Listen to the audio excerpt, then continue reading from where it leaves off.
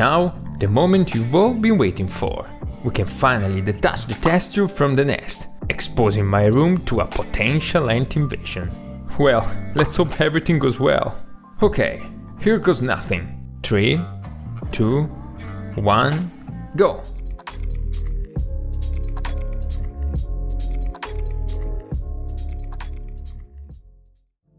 Hi guys, hope you're doing well. Welcome back to the BRUMA channel. In today's video, we're finally going to change the test tube of the nest of my Pheidole pallidula colony. Because I'm an extremely lazy person, I've tried to delay this boring event as much as possible, hoping to get away with it for another couple of weeks. Sadly, that time has finally come, and if I wait any longer, the colony probably won't be that happy about it. But before we get started on this boring job, let's do a quick recap of the history of this colony. This colony right here is my first and only Pheidole pallidula colony. I got this colony in February of 2022 from a very popular online ant seller, and when it arrived, he had just 5 workers and a small pile of brood. Think about that, just 5 workers!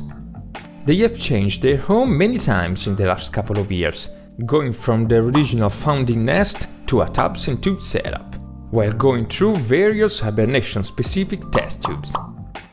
Now the colony has a new home, and by the looks of it, they seem pretty satisfied.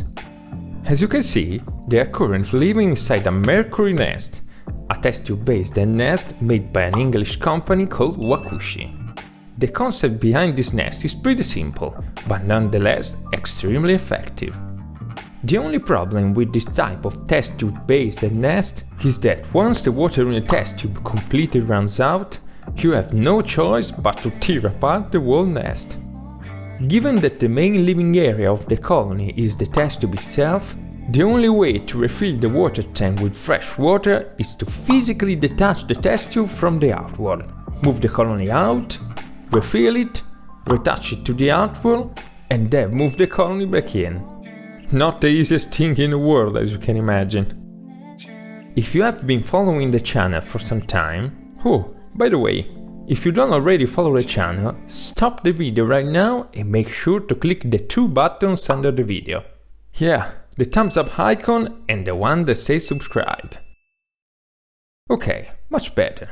Let's continue from where we left off. Okay, as I was saying, if you have been following the channel, you will probably remember that in the last update of this colony, I was forced to clean the outwall of the nest they are currently living in, because the mountain of dirt was so high that you could actually see it from miles away. There were also some leftover cotton balls mixed in a pile of dirt, probably left by me during an old cleaning job. Yeah, I'm really bad at this stuff. In that video, I said that the main test tube of the nest was a little dry, with some dark spots here and there. Luckily, there was still some water left inside it, and I decided to delay the maintenance job and wait a little longer until the water was completely gone. So, in the end, I opted to clean just the outward, leaving the struggle of cleaning the 2 test tubes to my future self. Well, today is that day. Here's how the same nest looks right now. In short, much worse. As you can clearly see, the water in the test tube has completely dried out, leaving the colony unable to drink and maintain the proper humidity for the brood to grow strong and healthy. The other test tube, the one that contains the sweet mix of sugar and water, is also completely empty, depriving the colony of their most essential nutrient for staying active: sugar. So, I have no choice. I have to act as soon as possible. Here's the plan I've carefully laid out. First, I need to find a large enough container to momentarily house the nest, the old and completely dried test tube, and the new one full of fresh water. Once I've found that, I have to carefully detach the test tube from the main structure of the nest, leaving hundreds of ants running around freely in the container, and probably on my ants too.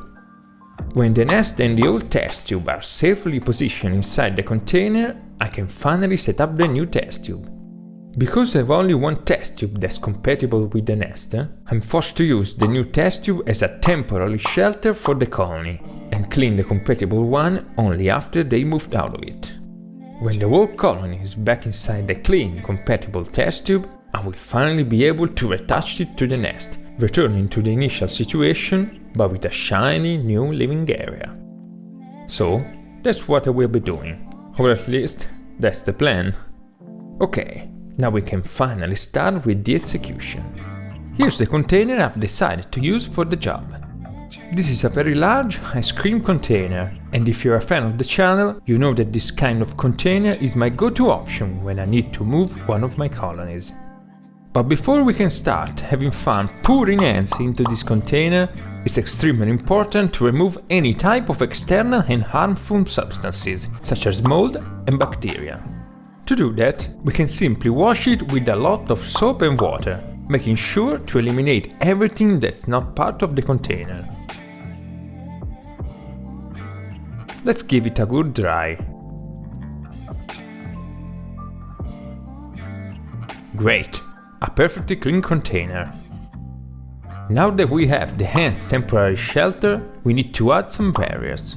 The best and easiest way to prevent your ants from escaping from a container like this one is to use an escape prevention oil. Personally, I really like this one, made by Store, one of the most famous and keeping suppliers in the world. You just need to put some drops of this oil on a little piece of cotton, just like this. And then proceed to apply it all around the top of the container, just like I'm doing. If you're planning on doing something like that, make sure to apply the oil on every single square millimeter. You definitely don't want to see hundreds of ants wandering freely around your room. Perfect! Now, the moment you've all been waiting for. We can finally detach the test tube from the nest, exposing my room to a potential ant invasion. Well, let's hope everything goes well. Okay, here goes nothing. 3, 2, 1, go! Ah, come on, come off.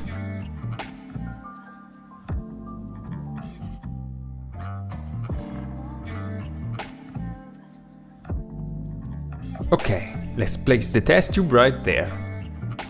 And the nest on this side. Whoa, that was quick. Look how many ants there are in there. I didn't know there were that many. That's crazy.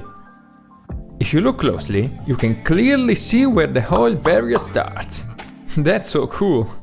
The ants can get over that, and as soon as they put a leg on the oil, they fall off and remain inside the container. Let's hope that the effect of the oil doesn't weaken too quickly, or I'll be in real trouble. They are exploring every single square millimeter of the artwork in search of a weak spot to exploit and escape. They are truly escape artists. Look, they are even all over the nest.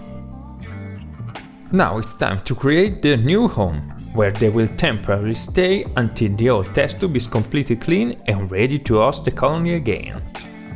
Making a test tube setup is a pretty easy and straightforward task, but it's also extremely important to get it right. The cotton must be placed correctly to prevent the water from flooding the living space where the colony lives, while still allowing moisture to permeate the environment.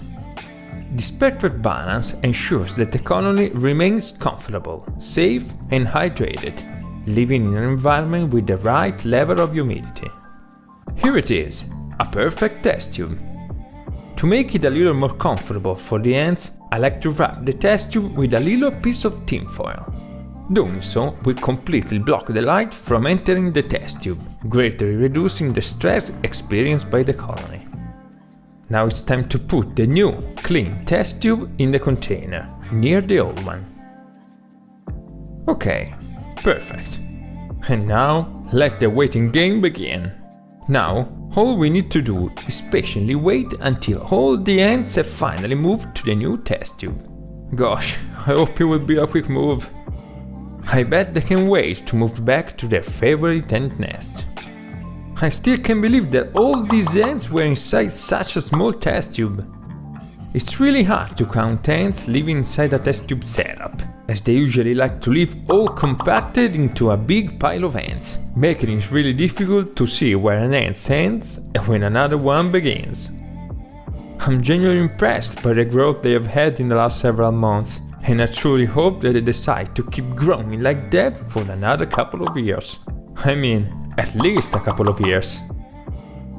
If you like this kind of ant colony update, you will definitely love this one as well.